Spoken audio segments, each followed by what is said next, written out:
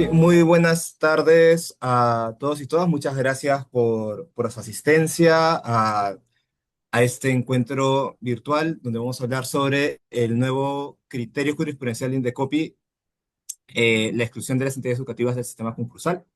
Eh, Nos acompañan cuatro ponentes de destacada trayectoria y más bien agradecerles mucho desde la maestría en Derecho de la Empresa y a nombre del profesor Edison Tabra, que es docente también en la maestría, por su presencia y de hecho por haber aceptado esta invitación. Voy a dar una pequeña reseña de las personas de los ponentes que nos acompañan. Nos acompaña Alfonso Pérez, que es director PPV de experto en infraestructura y proyectos e insolvencia, con experiencia en asesoría legal a capitales nacionales y extranjeros. Eh, Tiene magíster en Derecho Bancario y Financiero por Boston University y abogado por la Universidad de Lima, además de estudios internacionales en otras instituciones. También nos acompaña Paolo del Águila Ruiz, abogado por la Universidad Católica del Perú, maestría en Derecho y Convención en Derecho de la Competencia y la Propiedad Intelectual por nuestra misma casa de estudios, profesor de la Facultad de Derecho y es,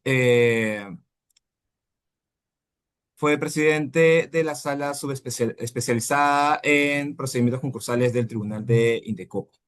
También nos acompaña Natalie Rocío Aquino Bullón, especialista en Derecho Concursal, Derecho Administrativo y Derecho Sancionador, docente en este curso de Derecho de Insolvencia, de Derecho de Insolvencia en el programa de segunda especialidad en Derecho Corporativo de la Pontificia Universidad Católica del Perú. Eh, También ha trabajado en la sala especializada en procedimientos concursales en Indecopi. Luego tenemos, finalmente, no menos importante, tenemos a Fernando Martinot, quien es magíster en Finanzas y Derecho Corporativo de la Universidad SAN, abogado por la Universidad Católica, socio en el estudio Santibáñez Abogados. Muchas gracias nuevamente, Fernando, Alfonso, Paolo, Natalie, por su presencia y por las presentaciones que van a hacer sobre este tema que es tan interesante. Eh, bueno, esto lo he conversado antes con nuestros invitados, pero para que también el público lo sepa, tendremos cuatro presentaciones, uno por cada uno, de 15 minutos cada uno, y al final vamos a tener una ronda de preguntas de parte de ustedes, como asistentes de este encuentro virtual, que lo van a hacer a través del chat. A través del chat de este webinar van a poder realizar las preguntas que vamos posteriormente trasladarlas a cada uno de los ponentes. Si desean hacer una pregunta general, se puede realizar, pero si desean que en específico alguno de los ponentes eh, responda a la pregunta que están realizando, les recomiendo hacer esa distinción o esa precisión al momento de colocar la pregunta. Bueno,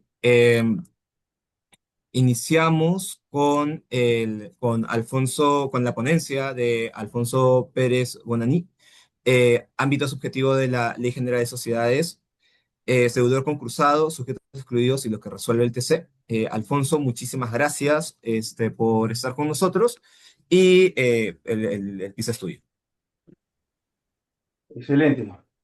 Muchas gracias por la generosa presentación. Gracias por la Universidad Católica por convocarme.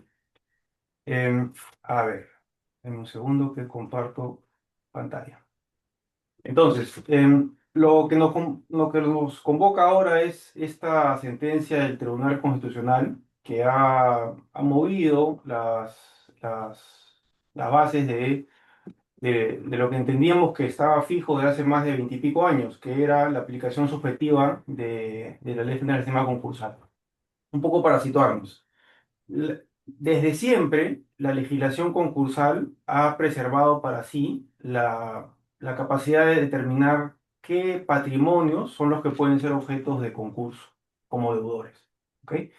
Históricamente ha dividido entre personas naturales, jurídicas, si es que las causales son por cesación de pagos, insuficiencia patrimonial, concursos voluntarios, involuntarios, pero siempre lo ha preservado para decir la facultad de decir qué patrimonio puede ser concursado y cuál no. Cuando se promulgó la ley actual hace veintipico años, creo recordar que adicionalmente a las excepciones actuales, preveía que no podían concursarse aquellos patrimonios, personas jurídicas supervisadas por la Superintendencia de Mercado de Valores, antes CONACER, pero eso ya no está, ¿ok? Hoy, hace muchísimo tiempo, la ley concursal te dice específicamente, una lista cerrada, qué tipo de personas jurídicas y patrimonios no pueden ser objeto de procedimientos concursales como deudores.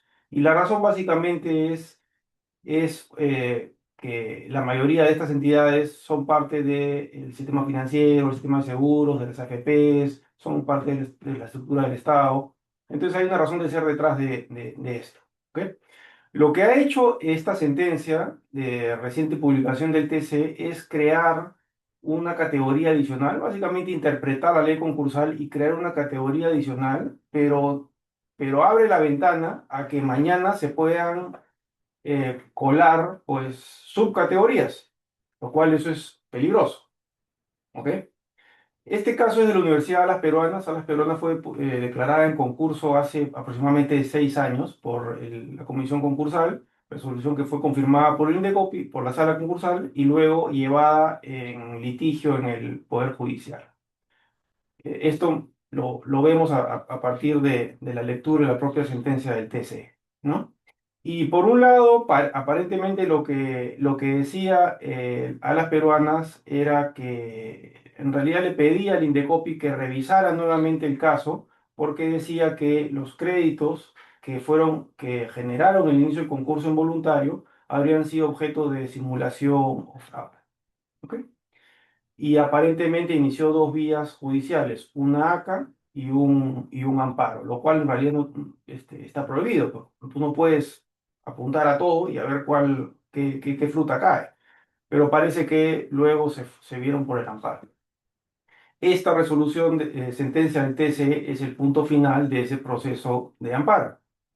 Y lo que ha hecho el TC es no decir que el crédito es fraudulento, que el crédito es simulado, que existe una controversia que tiene que ser dilucidada de manera previa en otra instancia, porque el deudor habló de una cláusula arbitral, sino que el TC lo que ha hecho es básicamente darse un volantín con un triple salto mortal para decir que nada, no se pronuncia sobre nada de los argumentos del recurrente, sino dice que las entidades que dan servicios educativos, aun cuando son privadas, forman parte de la administración en la porción del servicio de educación y que por lo tanto no pueden ser objeto de procedimientos concursales como deudores, ¿no? Y aquí ven ustedes abajo dice, el TC inaplica la ley concursal a las entidades educativas. Se entiende a las privadas, porque las entidades educativas públicas de por sí nunca fueron parte de los concursos, ¿no? Entonces, estas son la lista de empresas patrimonios que se encuentran fuera de los concursos, ¿ok? Estructura del Estado, básicamente entidades públicas. No puedes concursar una municipalidad por más que esté medio quebrada, sino la mitad de municipalidades del Perú estarían concursadas y liquidadas. No puedes concursar a entidades públicas de todo tipo. AFPs, cajas financieras, bancos, patrimonios autónomos con algunas excepciones y personas naturales con algunas excepciones. Siempre fue una lista cerrada, ¿ok? Ahora, lo que ha hecho el TC es decir lo siguiente, es decir, que el servicio educativo, en este caso universitario, eh, existe detrás de un interés superior que proteger. Y este interés tiene un rango constitucional, que es que el servicio educativo no se interrumpa. ¿Ok? Y aun cuando este servicio educativo, dijo el TC, lo puede prestar el Estado, cuando lo presta el privado, lo hace por delegación del Estado. Es como que en realidad lo estaría haciendo este servicio aún en manos del privado, lo sigue prestando por intermedio de un tercero el Estado mismo. Y de esa manera buscó interpretar este proceso en el sentido de que inclusive entidades educativas de todo tipo, ¿ok? En este caso es de universidades, pero también podrían ser colegios, institutos tecnológicos, superiores, de todo tipo, eh, no pueden ser objeto de un procedimiento concursal como deudores, ¿no? Ahora, el problema que esto conlleva es evidente, ¿no? Uno podría interpretar en buena fe este pronunciamiento, esta sentencia del TC y decir, bueno, sí, pues o sea, hay un bien jurídico protegido detrás de esto y es la continuidad del servicio de educación, ¿de acuerdo? Aun cuando esté en manos de privados. Pero, como siempre, el ordenamiento jurídico, las normas, los pronunciamientos, los precedentes, tienen que sustentarse en un concepto de eficiencia. Es decir, tú tienes que saber, tú tienes que interpretar que con tu pronunciamiento estás consiguiendo los fines que buscabas, que era un medio para un fin.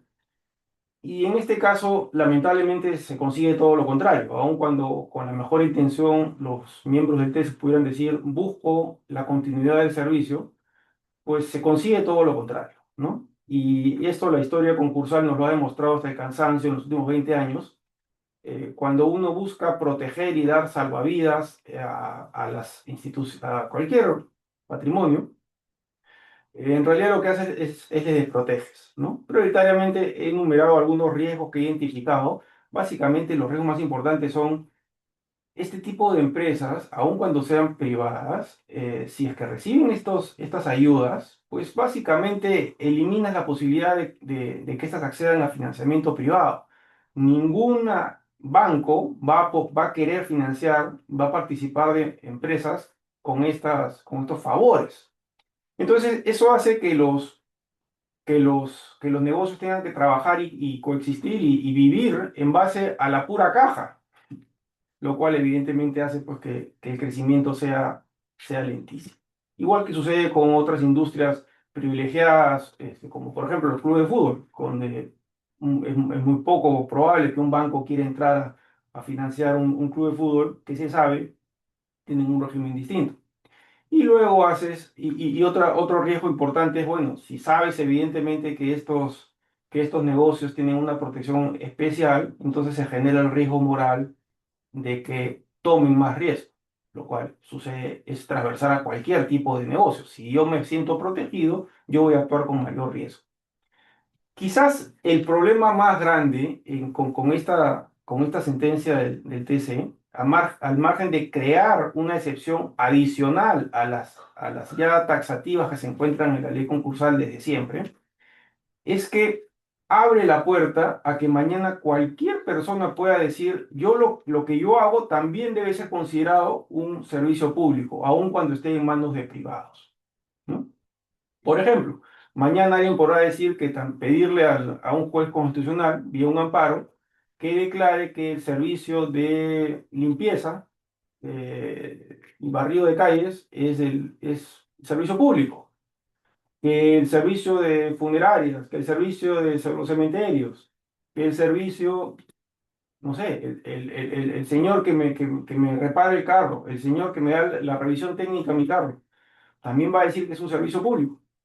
Entonces, yo creo que lo que se ha buscado en este caso es quizás proteger la continuidad del servicio de educación, pues, pero han hecho todo lo contrario. No solamente han erosionado el sistema a través de la ampliación de la base subjetiva de la aplicación de la ley concursal, sino que lo han hecho pues de una manera tan amplia, tan genérica, que mañana empresas de servicios de telecomunicaciones privadas también van a decir, o algún acreedor con un interés distinto, van a decir, a esa empresa no se le aplica este concurso porque también el telecom es un servicio público. Y también hay un interés que la gente se conecte y que reciba internet como el que estamos utilizando ahora para tener este webinar.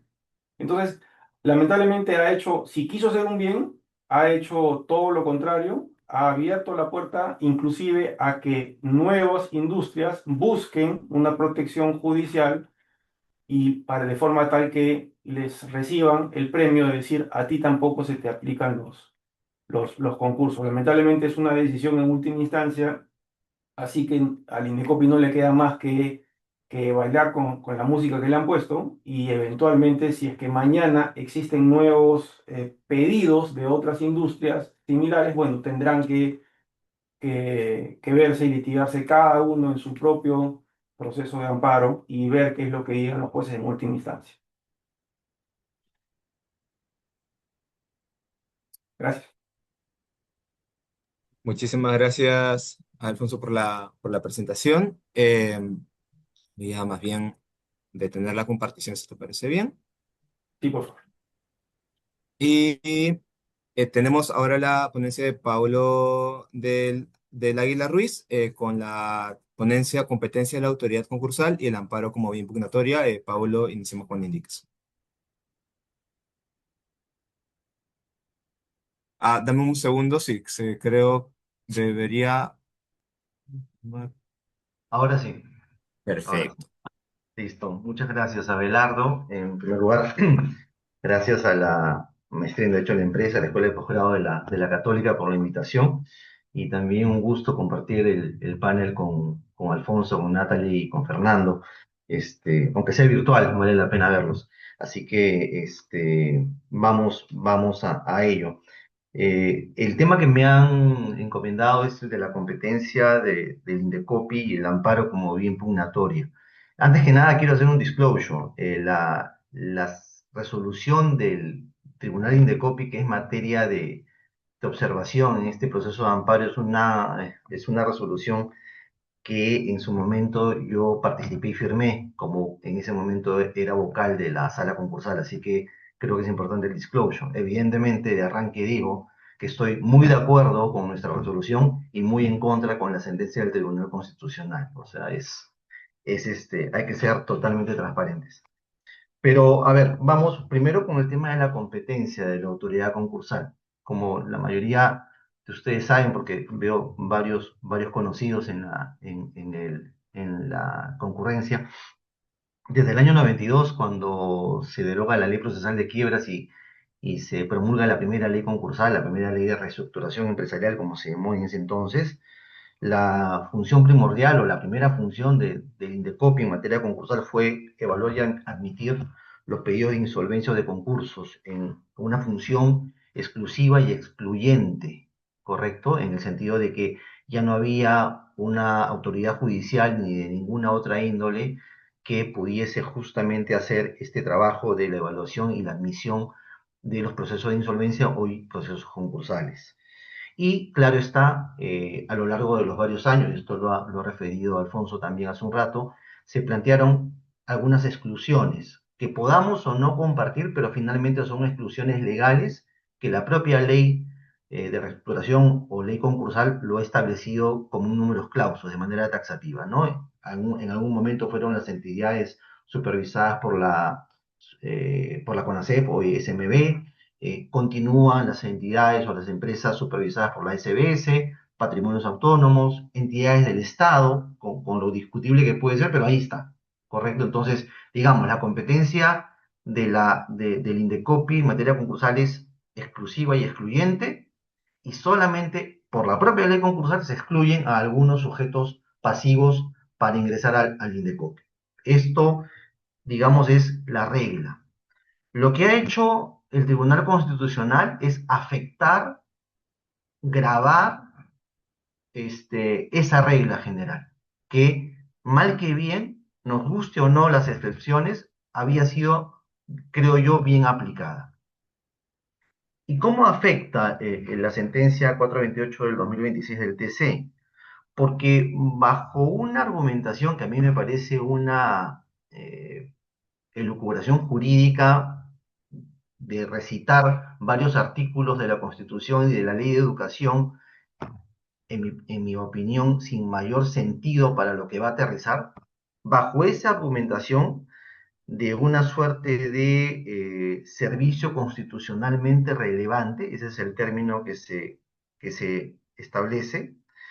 La sentencia del TC grava, por un lado, la competencia de la comisión del Indecopi, al decir que carece de competencia para poder, en el caso concreto, admitir a trámite el proceso concursal de una entidad educativa privada, como es la universidad en cuestión. Luego genera, de alguna forma, requisitos o presupuestos concursales que no están contemplados en la ley, cuando en algún momento le dice, oye, Indecopi, tú tienes que verificar si el objeto de la empresa o de la persona que está sometida al concurso es constitucionalmente relevante. Vaya uno a saber qué es constitucionalmente relevante, es un término absolutamente etéreo. Y por otro lado, te habla de una suerte de derecho a la educación que nadie discute y que no está discutida ni siquiera como pretensión del demandante, del denunciante, ¿no? Habla de la continuidad del servicio educativo, tema que tampoco forma parte ni de la pretensión principal ni de la pretensión accesoria del denunciante, ¿no? Habla de los intereses de los estudiantes, que tampoco tiene que ver con la materia controvertida, ¿no? En otras palabras, me da la impresión, y me robo la frase de Alfonso, que los magistrados del TC que aprueban esta sentencia hacen un ejercicio alucinante de gimnasia jurídica para en un último párrafo decir que el Indecopio no tiene competencia, pero trata de temas que no tienen nada que ver con las pretensiones invocadas en el proceso de amparo. No tienen nada que ver, ¿no? ¿Por qué razón? No tengo la menor idea. Y pensándolo mal, no creo que sea para preservar la continuidad de los servicios educativos para los pobres estudiantes, ¿no? Que no creo que va por ahí. Lo que yo creo que sí, básicamente lo que hace esta sentencia son dos cosas absolutamente dañinas. Reduce la predictibilidad del sistema concursal, en el sentido de que ya no vamos a estar seguros de quién puede ser o no sujeto pasivo del procedimiento concursal, porque el TC en cualquier momento, bajo la misma argumentación del servicio público y de la relevancia constitucional, te puede excluir a quien quiera.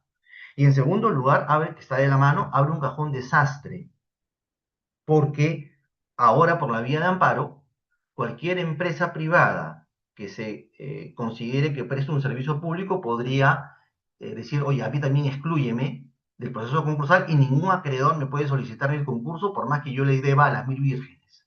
Y allí podemos meter colegios, nidos, creo que Alfonso lo dijo, empresas de telefonía o que prestan servicios de internet, agua.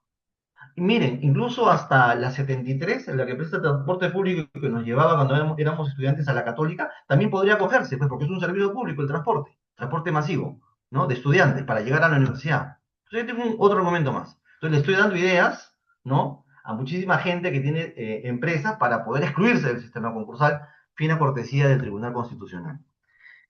Eh, Definitivamente, esta sentencia no solamente afecta a los actores del proceso de amparo, sino a los terceros actores del proceso concursal en general.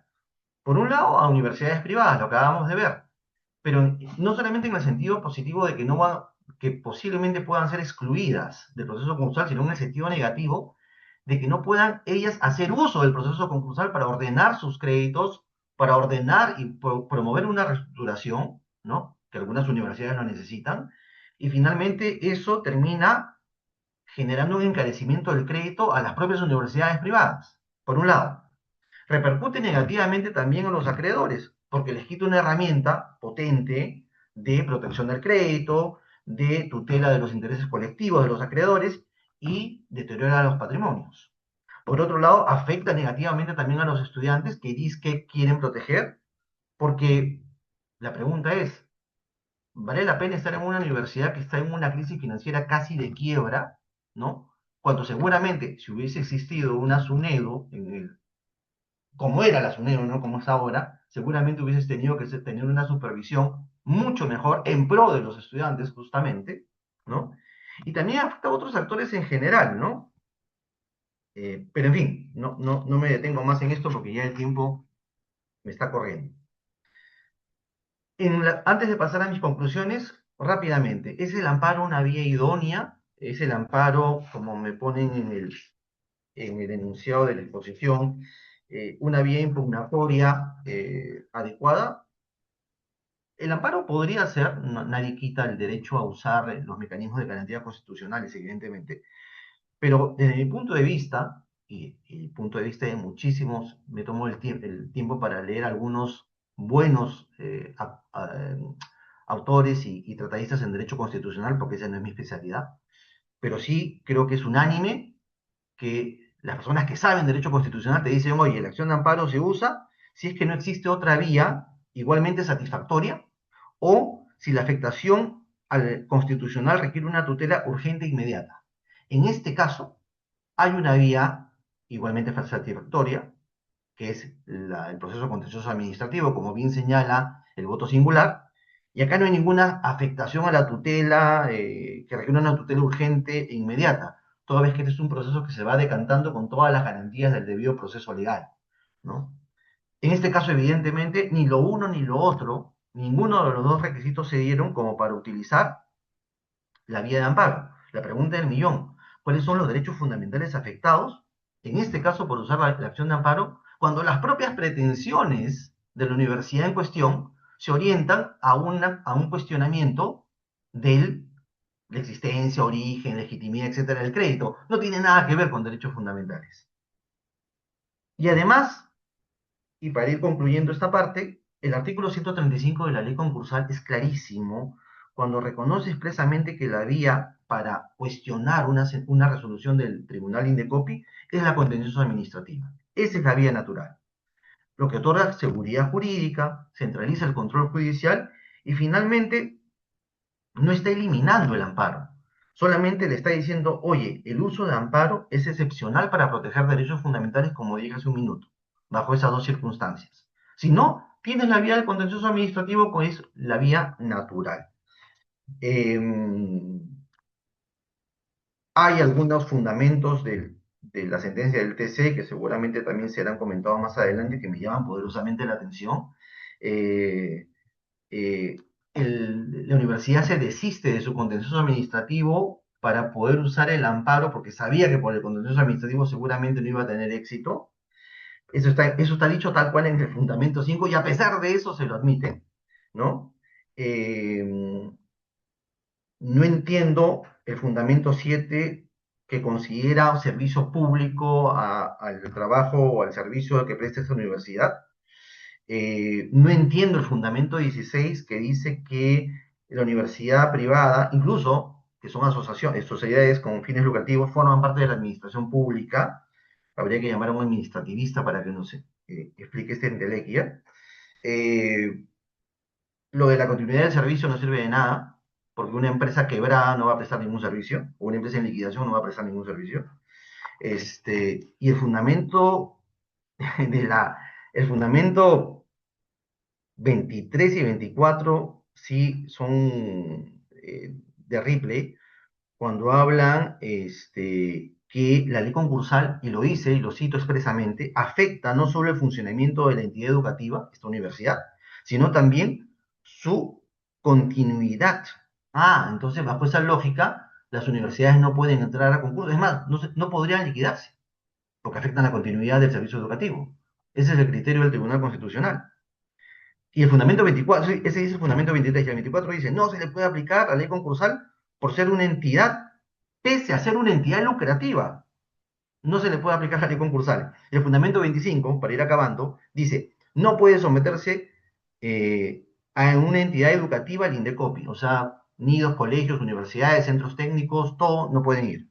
Carece de competencia INDECOPI porque afecta al colectivo de estudiantes universitarios y el derecho fundamental de la educación. O sea, bla, bla, bla.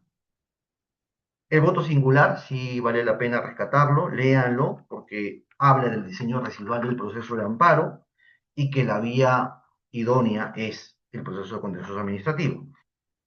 Para concluir, último minuto, por favor.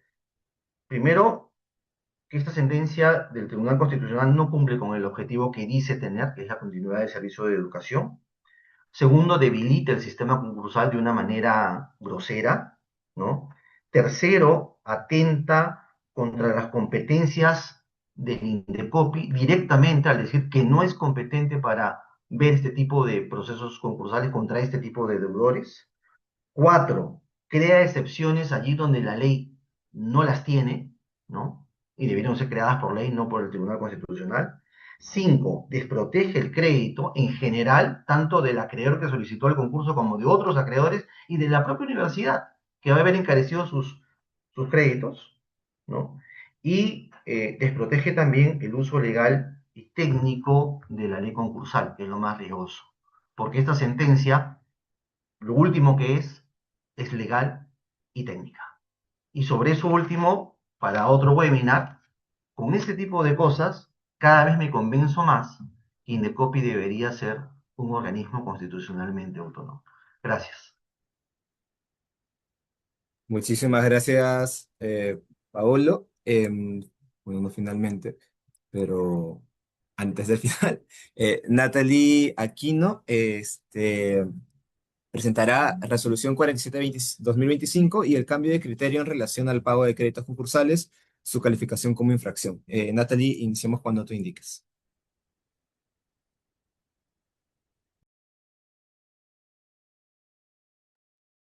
Sí. Primero, buenos días a todos los asistentes, a los ponentes. En mi caso, si bien es cierto, vamos a hacer un corte porque las anteriores ponencias estaban referidas a la sentencia del TC, a mí me han invitado y me han puesto a cargo de comentar la resolución 47 de 2025 de la sala concursal y que está referida básicamente a un cambio de criterio de la sala. Un cambio de criterio, ¿no? Que está referido en principio a materia sancionadora. Pero, en mi opinión, y esa va a ser lo que va a guiar esta ponencia, lo importante no es tanto las implicancias y lo voy a explicar en la exposición, que tiene que ver con la materia sancionadora, sino precisamente, y algo que está vinculado a la sentencia del TC, es que estamos jugando en contra a partir de estos criterios que son actuales, que son relevantes, que tenemos que analizarlos, pero ambos criterios tienen una particularidad, ambos están jugando en contra del propio sistema concursal. A ver, como punto de partida hay que tener en cuenta, ¿no? Ciertas cosas básicas que seguro muchos de ustedes ya lo saben.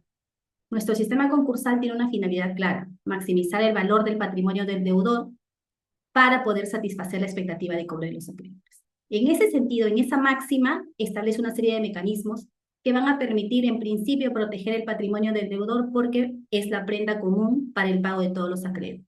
Cosas que sabemos, ¿verdad? Además, hay un artículo específico que ha cuidado de introducir que la declaración de concurso no debe implicar un cese de las actividades del deudor. ¿Por qué? Porque necesitamos, primero, que las decisiones de la Junta de Acreedores sean eficaces. Nuestro sistema no opta ni por la reestructuración ni por la disolución y liquidación a priori. Lo que busca es que la Junta de Acreedores decida cuál va a ser la mejor opción para poder cumplir el objetivo de la ley. Entonces, lo que tiene que hacer la norma, y de cómo debe interpretarse la norma en todo caso también, es que debería o no deberían restringirse cualquier mecanismo que perjudique la continuidad de la actividad del deudor hasta que la Junta de Acreedores adopte una decisión sobre su destino. Si no, carecería absoluta eficacia esta decisión que va a adoptar la Junta de Acreedores. Y en ese marco nos debemos preguntar si el criterio adoptado por la resolución 47 está alineado con esa finalidad que busca. Empecemos un poco con qué es lo que trata la resolución 47. La resolución 47 ha aprobado un precedente, ¿no?, por parte de la autoridad concursal y versa sobre el artículo 125.2 literal C de la Ley General del Sistema Concursal. ¿Qué prevé este artículo? Una infracción administrativa en materia concursal referida a qué? A que se sancionará al deudor, a su representante legal, a quien actúe en su nombre, al administrador, al liquidador registrado, que realice actos de disposición patrimonial que no se refieran al desarrollo normal de la actividad del deudor. Hasta aquí la norma parece clara.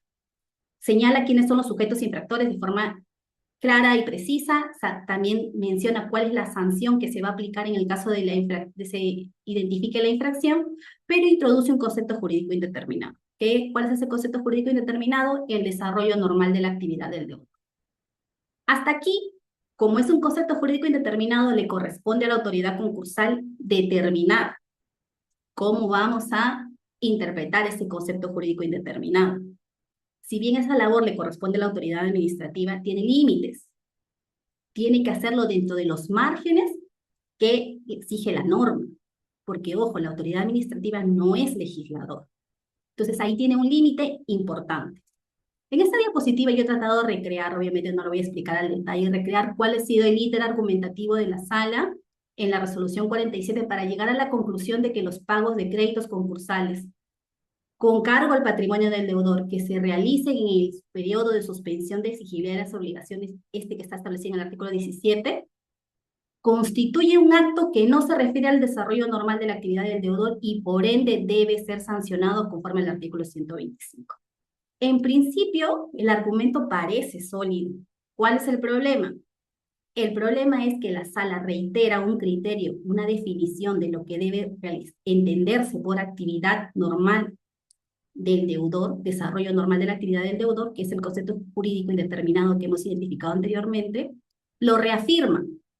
Sin embargo, al momento de aplicarlo y arribar a la conclusión, utiliza argumentos tales como la par conditio creditorum, argumentos tales como el principio de proporcionalidad, la comunidad de pérdidas, es decir, recurre a principios para aplicarlos y llegar a la conclusión que tiene, efectuando por tanto una interpretación extensiva de un artículo que es materia sancionadora y por tanto la interpretación extensiva está proscrita, y desconoce su propia definición a través de la introducción de estos elementos y utiliza ello para llegar a la conclusión. Esto básicamente lo podemos ver en considerandos 44, 45 y 46 de la resolución bajo comentario, donde la sala, siguiendo el criterio reiterado por años por este colegiado, lo que dice es que, ¿qué debemos entender por desarrollo normal de la actividad del deudor? Y nos dice, ojo, eso está vinculado al giro del negocio, está vinculado a los actos típicos que realiza el deudor y no está condicionado, lo señala, lo reafirma, no está condicionado a su situación de concurso. Pese a hacer estas afirmaciones, luego, a partir de los considerandos 66, 69 y 70, introduce el concepto de, ojo, existe una necesidad, una imposibilidad jurídica, ¿no? A través de principios, a través de extrapolaciones, para poder, desdiciéndose de la definición que ha dicho previamente, arribar a una conclusión distinta y decir que el pago de los créditos realizados con cargo al patrimonio del deudor durante el periodo de inexigibilidad de las obligaciones que se refiere al artículo 17 es un acto, no es un acto normal del desarrollo del deudor. Esto en principio, como les comento, ya es una interpretación extensiva. Es más, y lo que debe llamarnos más la atención sobre todo, es que pese a reafirmar un concepto que ha venido sosteniendo durante años, introduce elementos y sin aplicar su propia definición, llega a una conclusión distinta. Ahora, esto es incluso más relevante, ¿por qué? Porque esta resolución, la 47/2025 que estamos comentando, contradice abiertamente la posición sostenida y reiterada que ha tenido ese colegiado durante más de 7 años. Desde el año 2018 hasta el 2023, a través de diversos pronunciamientos, la sala concursal ha sostenido que pago de créditos concursales durante el periodo de inexigibilidad de las obligaciones no es una infracción bajo el artículo, o no puede ser subsumido a la infracción prevista en el artículo 125.2 literal C, de forma reiterada y constante. Sin embargo, la resolución 47 decide apartarse señalando de que son categorías autónomas. Ahora, con independencia de que estemos de acuerdo o no de acuerdo con el pronunciamiento de la autoridad concursal, sí debe llamarnos atención de que si estamos en materia sancionadora y la materia sancionadora requiere cierta precisión de la infracción que va a ser objeto de sanción, el hecho de que durante 7 años de forma reiterada se haya concluido lo contrario, debe darnos por lo menos un visto de que algo no estaba claro en la definición establecida en la norma. ¿Ok? Y ahora, para añadir a esta argumentación, vamos a referirnos al proyecto de ley 5601-2022. Este proyecto que plantea diferentes modificaciones y que se encuentra hace varios años en el Congreso, Pero algo que es importante tener en cuenta es de que este proyecto de ley, que si bien es cierto ha sido presentado por el Ejecutivo y se encuentra ahí durmiendo el sueño de los justos en el Congreso, lo cierto es de que recoge las conclusiones de un equipo técnico que trabajó con relación a la ley concursal y que propuso determinadas modificaciones. Si nosotros leemos el proyecto de ley y la exposición de motivos de ese proyecto de ley, vemos que el equipo técnico conformado por Indecopi y que luego es recogido en este proyecto, su trabajo, señala expresamente que la ley concursal no contiene una prohibición expresa para efectuar pagos de créditos concursales. Entonces, ¿qué quiere decir esto? Que un equipo técnico, al revisar la norma concursal, al revisar el artículo 125.2 literal C y las demás normas que conforman el ordenamiento jurídico concursal, concluyó de que existía una laguna jurídica. Una laguna que ameritaba una reforma legislativa para incluir esa prohibición de forma clara y respetando el principio de tipicidad en materia sancionadora, pero que a la vez establecía excepciones, porque también reconocía que no todo pago de crédito concursal debía ser calificado como infracción. Entonces, ¿qué tenemos? ¿No? Como conclusión de esto que hemos comentado hasta ahorita, que la resolución 45 de 2025, por más que trate de señalar de que los pagos de créditos concursales dentro del periodo de inexigibilidad son una actuación que debe ser sancionada en virtud del artículo 125.2 literal C, lo cierto es de que esta consideración vulnera el principio de tipicidad, específicamente el de ley cierta. ¿Qué exige qué? Que exige claridad en la norma, que exige que los operadores los operadores que van a aplicar la ley concursal de forma clara adviertan que ese supuesto es infracción. Y esto es absolutamente evidente. ¿Evidente por qué? No solamente porque estemos a favor o en desacuerdo con el pronunciamiento de la autoridad concursal, sino porque si fuera tan claro, o si los operadores hubieran advertido con absoluta claridad que estábamos ante un supuesto infractor, ¿cómo explicamos que durante 7 años de forma sostenida y reiterada se haya dicho todo lo contrario? Significa entonces que había algo que no estaba del todo claro y que ameritaba y que amerita incluso dos interpretaciones distintas, la anterior sostenida por 7 años y aquella nueva que está sosteniendo ahora la sala concursal a través de esta resolución que estamos comentando. Lo otro, si es tan claro por qué el equipo técnico del Indecopi al momento de formular, ¿no?, esta propuesta, este documento de trabajo que luego se llevó a una propuesta de modificación de la ley concursal, reconoce que hay una ley. Y finalmente, el último argumento está en la propia resolución 47-2025 de la sala. Y es que la sala, luego de hacer todo el análisis y concluir que estos pagos de créditos concursales durante el periodo de inexigibilidad terminan siendo infracciones administrativas, concluye que va a absolver al imputado. ¿Por qué? Porque la administración lo indujo a error. ¿Cómo lo indujo a error? A través de un criterio sostenido y reiterado durante 7 años. ¿Qué más evidencia en todo caso de que estamos ante un tipo que no era absolutamente claro, que ameritaba diferentes interpretaciones y que los propios operadores en materia concursal, el deudor, sus representantes legales, sus administradores, no tenían certeza de exactamente qué es lo que correspondía al tipo y por tanto qué podía ser objeto de sanción y qué no? Ahora, hay que tener en cuenta algo, ¿no? El precedente o la resolución 47 sí aprueba un precedente, pero no es vinculante a la fecha.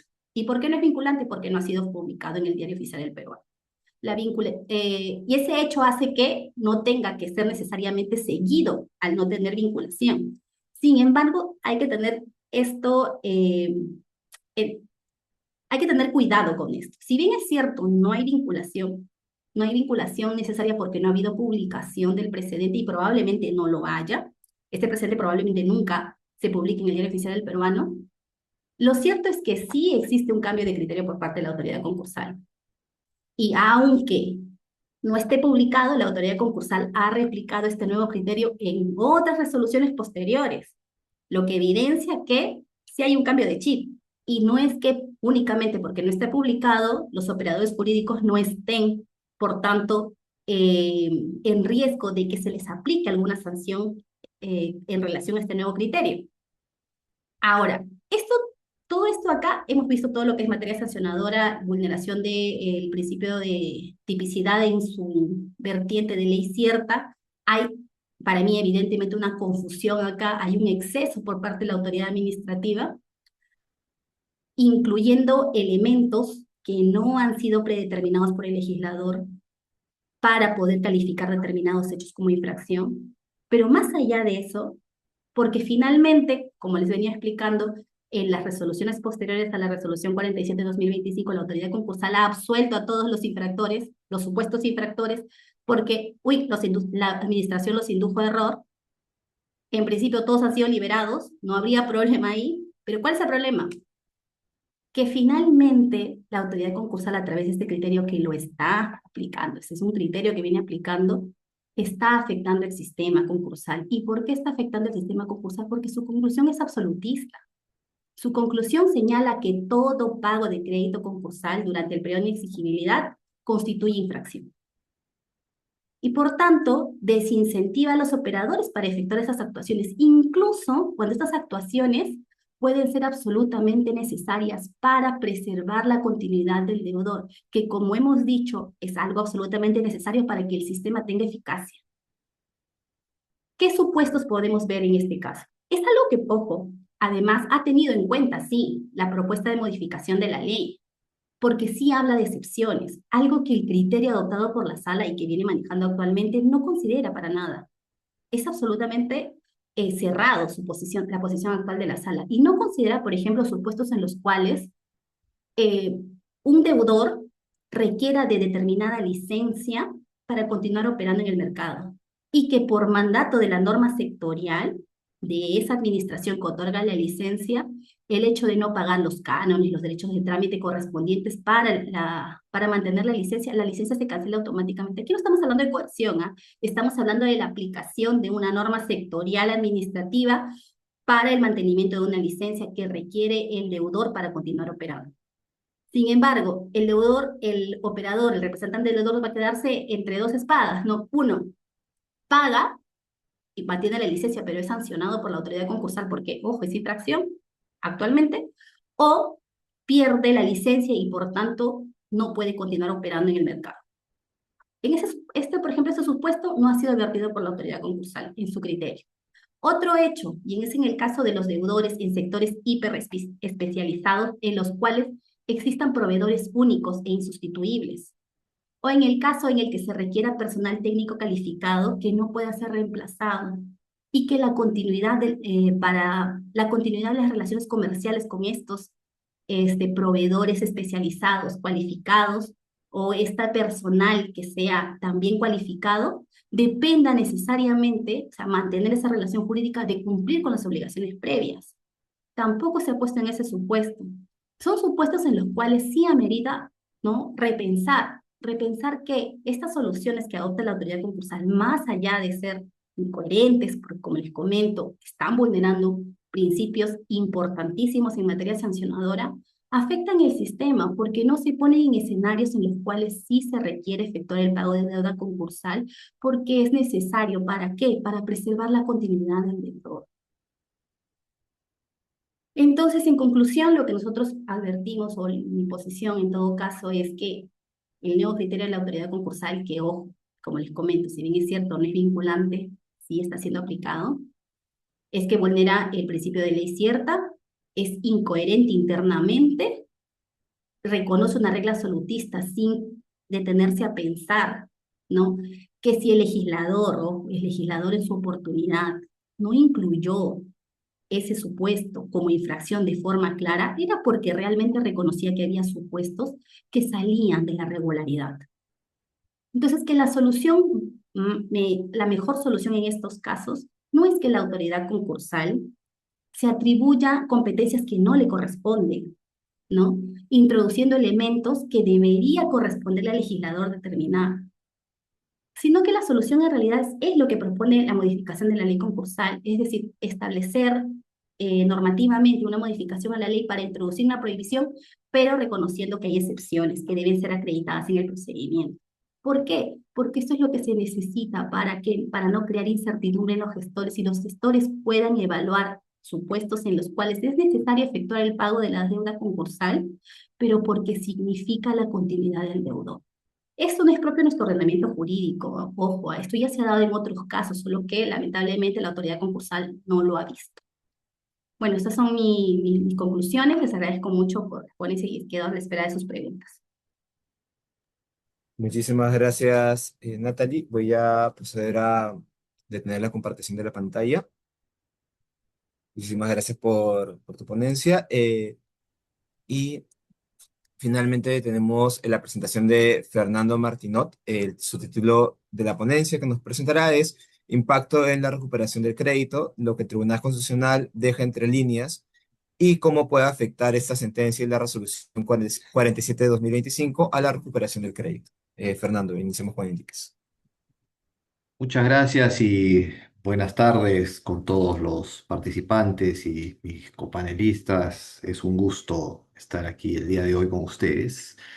Em, a ver, creo que de alguna manera se han discutido dos pronunciamientos que obviamente tratan temas distintos, son emitidos por órganos, por colegiados distintos.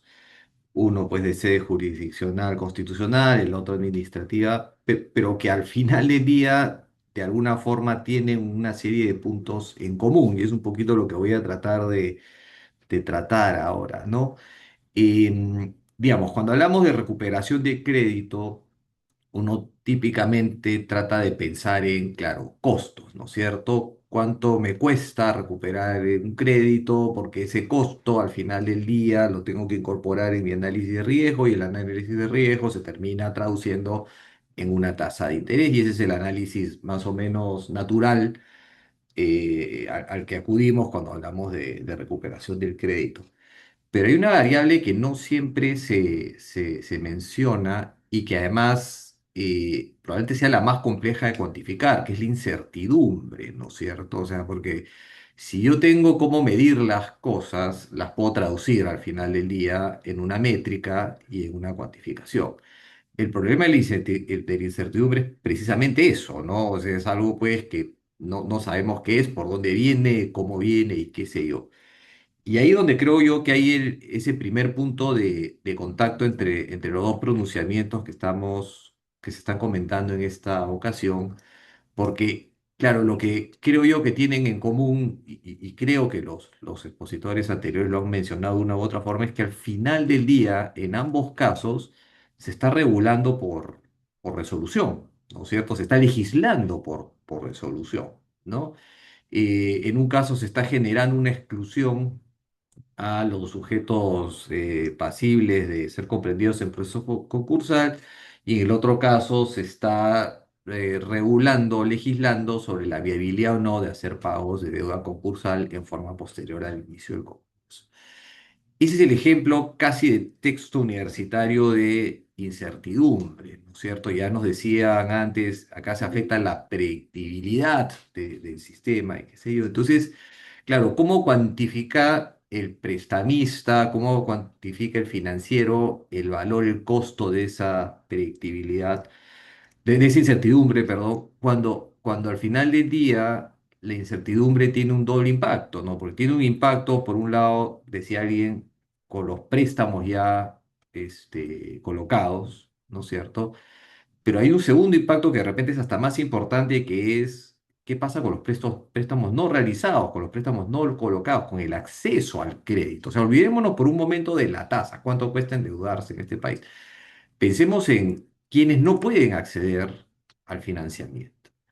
Y aquí lo que ocurre es que este evento de incertidumbre o estos eventos de incertidumbre lo que terminan generando son restricciones al acceso al financiamiento, en el caso de la resolución del Tribunal Constitucional, claramente a las entidades del sistema educativo, porque claro, antes de prestarles para capital de trabajo, infraestructura, inversiones o lo que fuere, cualquier entidad financiera va a pensar, oye, bueno, pero entonces si no me pagan, el Indecopi no va a ser una opción, ¿no es cierto? Solucionar un problema de falencia financiera o patrimonial la solución natural que debería ser el proceso concursal no va a estar disponible para el caso de esta transacción financiera y por tanto, pues de repente ni siquiera me involucro en la transacción, con lo cual se materializa el problema del acceso al crédito, el acceso al financiamiento, ¿no?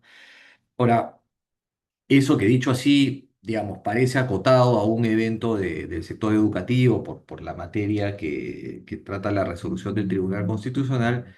Claro, ya nos comentaban antes, oye, pero entonces bajo esa misma lógica, ¿qué más está excluido o qué más se puede excluir del sistema concursal?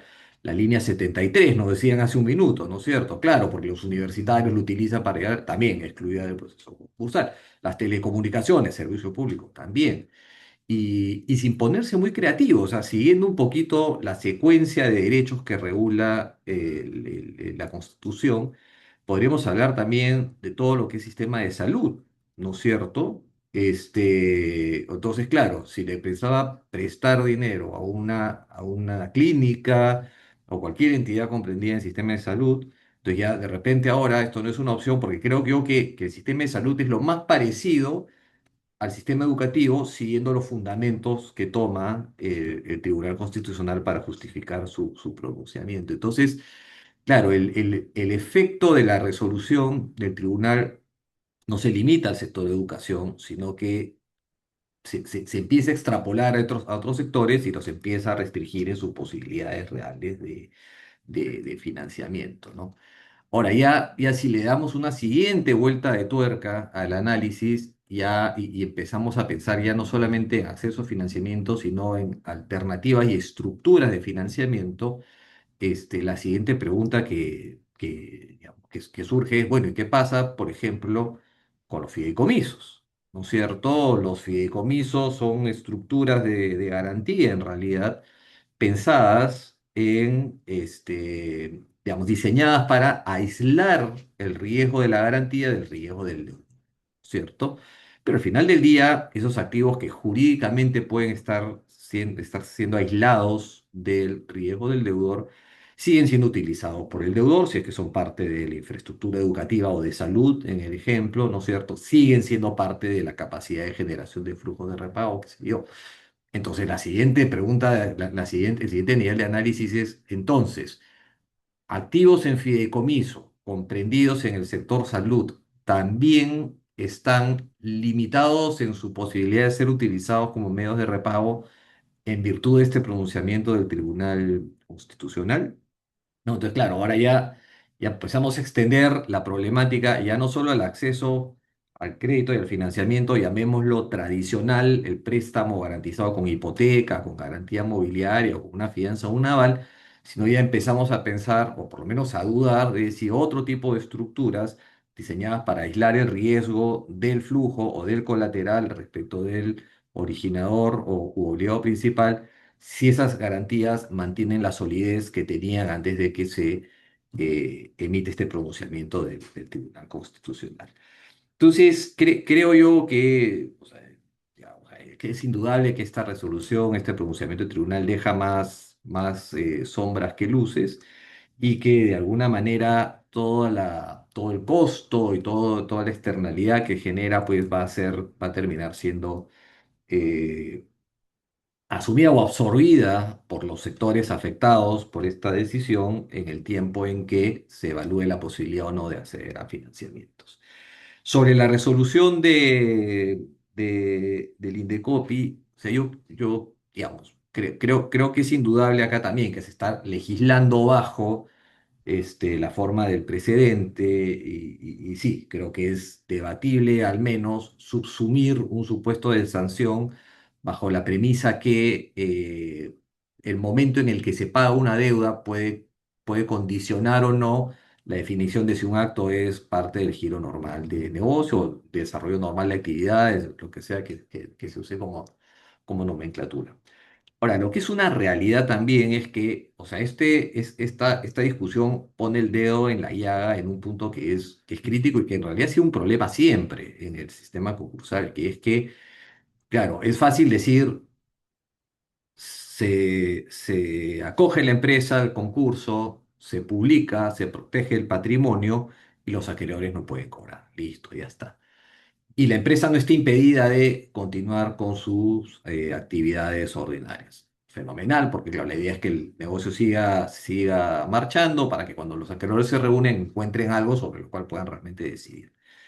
Pero claro, ¿qué hacemos efectivamente con esos pagos que son de deuda concursal y que son necesarios o imprescindibles para continuar esa condición de negocio en marcha?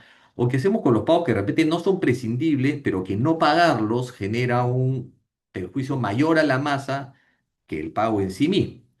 ¿No? Entonces, y eso es uno de los problemas, digamos, estructurales de nuestro diseño concursal que recae en una agencia gubernamental, en un órgano del Ejecutivo, que tiene pues todas las limitaciones propias de un órgano administrativo, ¿no? O sea, en otras jurisdicciones donde esto se tramita ante una corte de quiebras, ante un juez, la administración de la empresa le presenta al juez una serie de pagos y el juez los autoriza o no los autoriza. Entonces la administración tiene que demostrarle al juez y decirle, mira, este pago es necesario para mantener la licencia sectorial que nos comentaba Nate. Listo, el juez dice, ok, se paga y se paga bien, legal y jurídicamente impecable.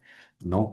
Mira, tenemos que pagar a este acreedor, porque claro, si no le pagamos al acreedor, nos resuelve el contrato, perdemos el suministro y sin ese suministro no podemos vivir. Ejemplo típico, energía, ¿no es cierto? ¿Qué hace una empresa minera si no tiene energía? Mejor cierras la mina una vez.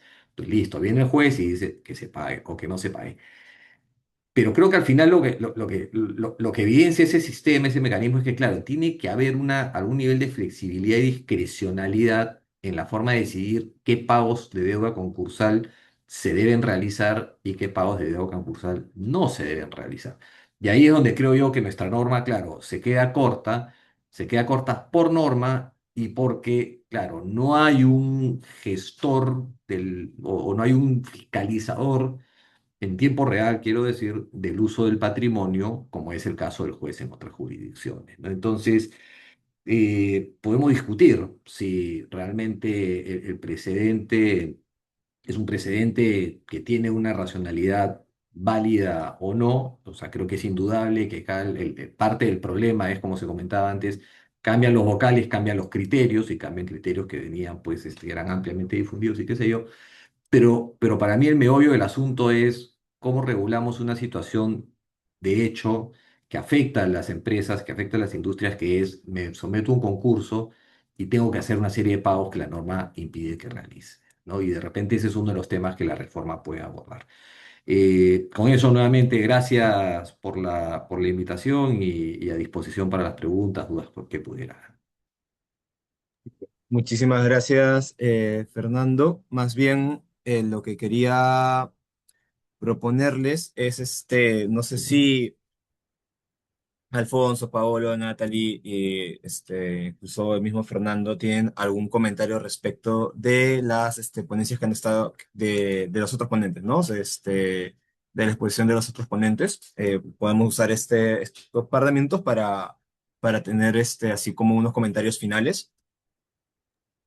Sí, Mm. Abelardo, yo Ujú. más que comentario me gustaría incidir un poco en algo que creo que los tres de mis ponentes que me acompañan el día de hoy han dicho, y me gustaría poner el dedo, ¿no? Ahí en la herida. Muchos de ellos han comentado y han dicho, el 13 a través de esta resolución está abriendo las puertas y todos han mencionado de qué pasa con las telecomunicaciones. Y creo que precisamente qué pasa con las telecomunicaciones es porque algo está ocurriendo actualmente en el sistema concursal y que es de importancia, ¿no? Telefónica del Perú, ¿no? O sea, Telefónica se encuentra sometida a concurso, ahora llamada Integratel, ¿no? Y todos han dicho, ¿no? ¿Y qué pasa? Han excluido del sistema concursal a las entidades educativas por servicio público. Ojo, el concepto de servicio público a nivel administrativo también es súper controversial. ¿Qué es y qué no es? Y todos han dicho, no, ok, están abriendo las puertas, puede entrar salud, puede entrar transportes, y todos han mencionado telecomunicaciones, pero no sé si alguno de ellos quiere hacer un comentario en relación al caso de Telefónica y qué impacto podría tener, positivo o negativo, yo creo que negativo, en el procedimiento actual de Telefónica, que es uno de los más importantes que está llevando a cabo el Indecopi actualmente. Perfecto. Alfonso, Paolo, Fernando, ¿quién toma Alfonso? Sí, eh, ciertamente es uno de muchos casos donde uno se le viene a la mente y dice, bueno, ¿y por qué a este no? Eh, si llegamos a esa discusión, claramente no va a ser el mismo deudor quien levante la mano, porque el deudor está mucho mejor dentro que fuera del sistema.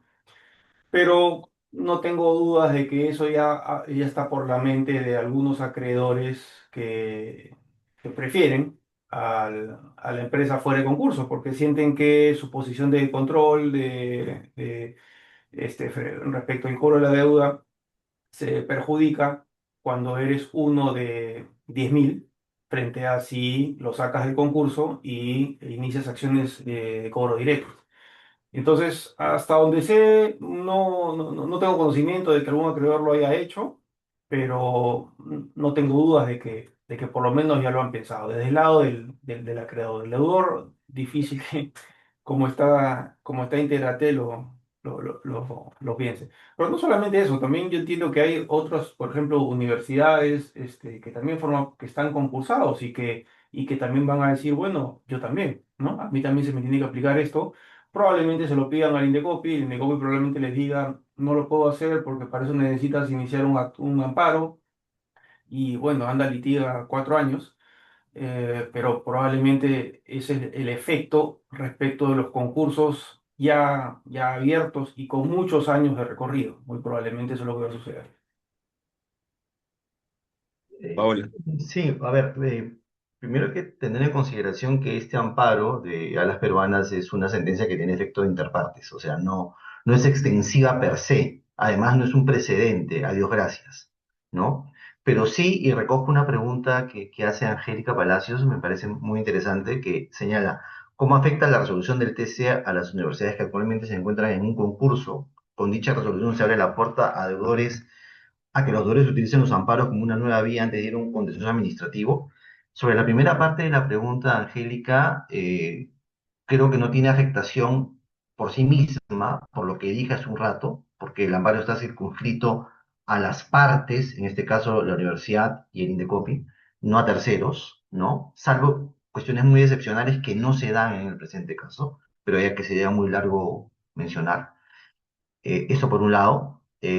Con lo cual, los concursos de otras universidades o de otras instituciones o empresas que prestan servicio público, bajo este contexto de la sentencia que hemos comentado del Tribunal Constitucional, deben continuar su trámite sin que haya afectación alguna. Eso con relación a la primera parte de la pregunta. Con relación a lo segundo, que es, se abre la puerta para que los deudores utilicen amparos como una vía impugnatoria antes de ir o antes de usar, o incluso en subordinación al contencioso administrativo. Lamentablemente creo que sí, ¿no? Ya lo decía en mi intervención anterior. Creo que se abre la caja de Pandora para que muchas empresas o instituciones, acá no tiene que ver si tienen afán lucrativo o no, este, como del sector telecom, del sector transporte, del sector salud, ¿no? Ahí estaba el tema de las clínicas, del sector de educación, nuevamente en todas sus esferas, ¿no? No solamente universitaria, puedan plantear este tipo de acciones y de alguna manera salirse del marco concursal allí cuando no quieran entrar por alguna razón particular. Entonces, si es una caja de Pandora que se ha abierto, que es peligrosa y que, como decía al inicio, creo que todos compartimos la opinión, eh, debilita, ¿no? Y le resta predictibilidad al sistema concursal. Perfecto. Más bien, aprovechando que Paolo ha tocado la pregunta en el chat, Fernando, no sé si tendrás algunos comentarios respecto a la pregunta, que es cómo afecta la resolución del TC a las universidades que actualmente se encuentran en un concurso. Si con dicha resolución se abre la puerta a que los deudores utilicen los amparos como una nueva vía antes de ir por un proceso contencioso administrativo. Creo que a las universidades no las afecta, afecta a los acreedores de las universidades probablemente, ¿no? Pero es indudable pues, que la señal es una señal nociva para el sistema y que, y nuevamente, para mí el problema es un problema para, digamos, del sector que involucra universidades, pero el gran problema es dónde se detienen los efectos, pues, expansivos de del análisis lógico que pretende soportar la decisión del Tribunal Constitucional, ¿no? ¿A qué otros sectores o a qué otras estructuras puede afectar esta decisión? Muchas gracias. Bueno, no sé, Natalie, si tú también quieres comentar sobre esta pregunta. No, creo que ya los ponentes han sido incisivos en señalar, ¿no? Cómo es que esta resolución realmente va a afectar el sistema concursal. Y yo le tomo la palabra a Fernando, ¿no? Fernando habla de algo súper importante, que es el tema del costo de que se esté legislando a través de resoluciones. Tanto el TC, tanto la Sala Especializada de Procedimientos Concursales a través de este criterio, ¿no? Lo que está haciendo es atribuyéndose competencias que no le corresponden.